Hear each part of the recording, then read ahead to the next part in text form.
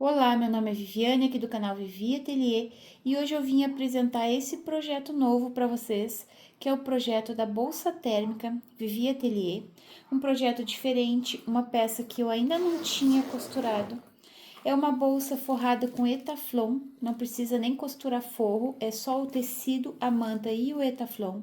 Já costurei essa peça pensando no mês de maio, no mês das mães, que é uma peça bem diferente que vocês podem costurar e acrescentar no catálogo para vender.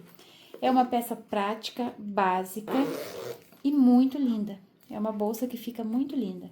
Eu já costurei duas. Nessa aqui eu coloquei algumas coisas dentro para vocês terem noção do tamanho que ela é. Coloquei latinha, caixinha, frutas, coloquei um pote e ainda sobrou espaço. Então é uma peça bem grande, uma peça básica para carregar no carro, carregar no trabalho, levar para o colégio. É só vocês variarem nas estampas e fazerem para todas as ocasiões. Esses dois tecidos que eu utilizei para costurar essa são da Avimor Tecidos. Vou deixar o link da loja aqui na descrição desse vídeo. Quem for fazer compras no site, utilize o meu cupom de desconto. Esse projeto vai estar disponível no meu catálogo.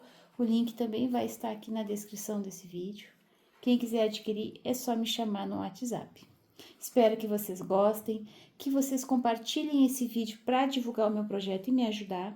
Um beijinho para vocês e até o próximo vídeo. Tchau, tchau!